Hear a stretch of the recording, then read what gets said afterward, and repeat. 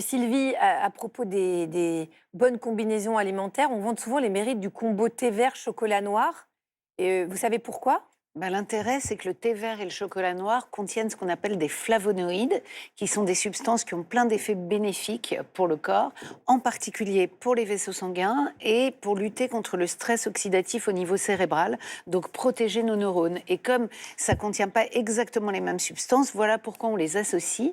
Et évidemment, on parle du chocolat noir, hein, pas du chocolat au lait, très gras, très sucré. Donc chocolat noir et thé vert pour protéger cerveau et tout le corps.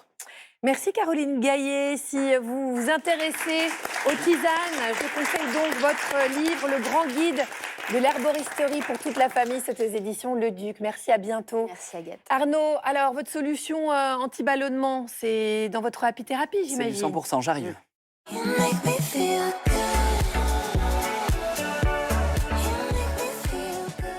Alors, l'équipe, je vous présente Fleur Beauchel. Bonjour Fleur. Fleur Beauchel, l'équipe. Installez-vous. C'est un peu la Providence, hein, Fleur. Ouais.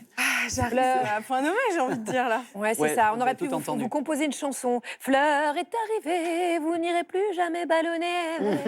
Ah, magnifique. Oui. Quel talent. Ah ouais, c'est magnifique. Hein. Donc, Fleur, vous êtes masseuse et spécialiste lymphatique. Donc, on peut retrouver pas mal de vos solutions sur les réseaux sociaux.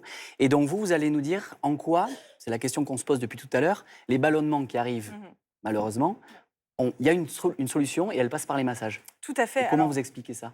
en fait, en général, le ventre, on a tendance, avec une mauvaise posture, avec le fait qu'on soit assis toute la journée, le fait qu'on soit stressé, on déclenche des mauvais mécanismes en fait de respiration notamment. Et dans le ventre, on a comme une espèce de méga pompe à disposition. Et cette pompe, ça va être le diaphragme, qui est un muscle en forme de parapluie qui est juste sous les côtes et qui, grâce à la respiration, donc inspiration, expiration, va vraiment agir comme une espèce d'accordéon qui va pousser le flux lymphatique et qui va permettre une circulation qui est fluide. Ce diaphragme, souvent, il est contracté, il est mal positionné et ça peut aussi, par effet de pression qui n'est pas bien équilibrée au niveau du ventre, créer ce phénomène de ballonnement. Et Donc c'est vraiment multifactoriel. Et quand vous parlez justement du diaphragme, de la position qu'on peut avoir, le repas de famille du dimanche, on arrive au Un dessert, classique. et là, le jean, il faut enlever, il y a le bouton qui va partir. Est-ce que vous avez des exercices à nous montrer pour nous sauver les dimanches? Alors oui, à part le fait de déboutonner le bouton quand même, quand on est en train de manger, qui est quand même un conseil basique, mais qu'on oublie en général, il ne faut pas hésiter à mettre des grands t-shirts et déboutonner, il y a quand même des choses à faire. Et donc je vais vous le montrer, on va se mettre devant. Sarah, je crois qu'il y en a besoin, des exercices. J'ai bu la tisane. Moi, je ne veux plus la mettre mal à l'aise, mais bon. Attention, parce que là, c'est un risque. Hop. Accessoires. C'est parti. Les effets spéciaux dans cette émission. C'est dingue. Il y a un gros budget là, on le sent. Donc là, effectivement, j'ai un gros problème. Là, le ventre, voilà, donc on a un ventre quand même de femme enceinte, là on est bientôt à terme, donc là on veut accoucher. Okay. Alors comment est-ce qu'on va accoucher? On va pousser le bébé dehors, mais alors un petit peu fort, mais c'est pas grave, puisqu'on est prêt à avoir notre ventre plat. Donc on va placer un ballon, pour celles qui nous regardent à la maison, on peut aussi utiliser un petit coussin assez épais quand même, on va le mettre sous les côtes, juste ici, donc on peut sentir nos côtes avec nos doigts. On va placer le ballon ici.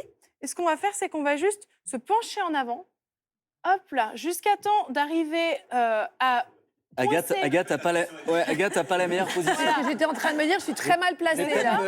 On va... peut-être me décaler. Ouais. On coince le ballon entre nos cuisses et Parce que notre je ventre. pense que tout le monde va accoucher d'un Voilà. coup et qui est derrière? Et on va Bibi. se placer comme ça et on va rester là pendant 1-2 minutes en fonction du temps que vous avez. Donc à ce niveau-là, en fait, quand on respire, on va vraiment sentir, je ne sais pas si vous le sentez en même temps que moi. C'est hyper agréable. En hypervigilance. Attention là. Là ça bouge, il y a des trucs qui bougent. Il y a des trucs qui se passent. Et donc on va sentir quand même la pression qui diffère un petit peu au niveau du ventre. Alors ça, c'est la première version. Si vous êtes motivé, vous allez également... On va enlever les chaussures carrément. Allez, on se met à l'aise. Donc on va pouvoir le placer exactement au même endroit. Et là, cette fois-ci, on va s'allonger dessus. Et alors celui-là, vraiment, il peut y avoir un peu de douleur, mais on sent... Ah oui. Est-ce que vous sentez le cœur qui bat dans votre ventre? Ah oui, Oui. dit-elle en faisant proud. Alors là, vraiment, et donc on peut bouger un petit peu sur le ballon. Ça, par Là, contre, on on va attend vraiment d'être venir- rentré chez soi pour le faire. Tu le fais pas après le repas. Effectivement, c'est un petit peu mieux. Attention au Voilà. bruit, Sarah, parce que ça peut être... il peut y avoir confusion. Il y a des choses qui se passent. c'est On a hyper- envie que ça fonctionne. Donc là, évidemment, on est en train d'accoucher, clairement. C'est que ces bruits. N'est-ce pas? Et donc, en faisant ça, pareil, on va venir bien détendre notre diaphragme et rétablir une respiration abdominale. Parce que souvent, on nous donne le conseil, oui, respirer par le ventre, etc. Mais c'est très difficile quand on a le diaphragme qui est un petit peu coincé. Donc, Pour gestionner. exactement. Donc maintenant qu'on a fait ça, qu'on a rétabli notre équilibre, on va pouvoir mettre en place cette respiration abdominale. Donc pour ça, on va faire l'exercice, encore une fois, de la femme enceinte. Donc là, on reste dans le thème. Le but, c'est d'avoir un ventre qui va grossir quand on inspire. Donc on gonfle quand on inspire. On peut mettre les mains pour bien le sentir. Et quand on va expirer, on va pousser l'air. Et donc là, normalement, il serait aplati. C'est bien, tout le monde est en train de le faire. Très agréable.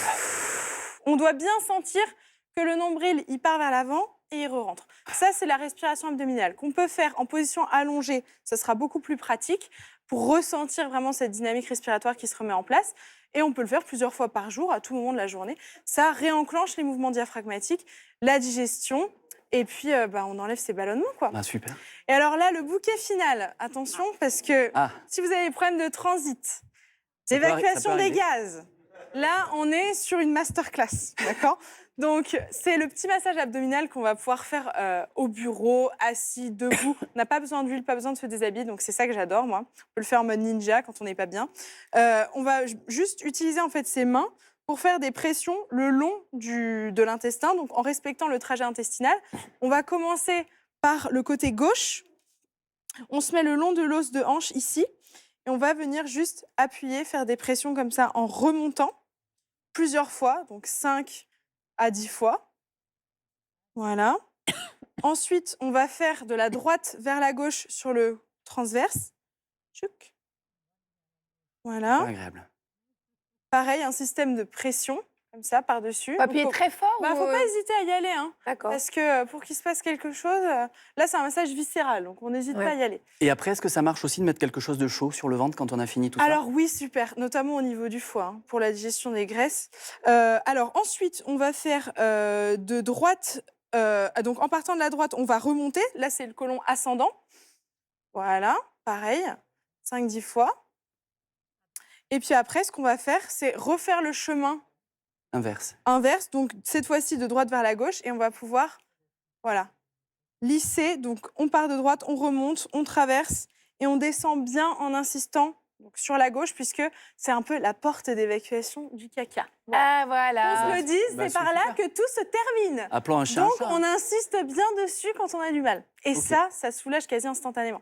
Donc, c'est quelque chose qu'on peut aussi reproduire. Affirmatif. Sarah va devoir nous Honnêtement, quitter. voilà, il se passe des choses. J'attends vos réactions post. Toujours pareil, il vaut mieux le faire chez soi que dans les Salut, transports en Sarah. commun. Exactement. Mais Au revoir. ça soulage vraiment au moins cette sensation, en tout cas, qui est très désagréable. Vous avez promis des solutions. Eh ben, Elles sont concrètes. Elles sont concrètes. Merci beaucoup, Fleur Beauchel. Alors, je rappelle que vous êtes donc masseuse spécialiste lymphatique et l'autrice du livre « C'est pas du gras, c'est de l'eau ». C'est aux éditions Marabout.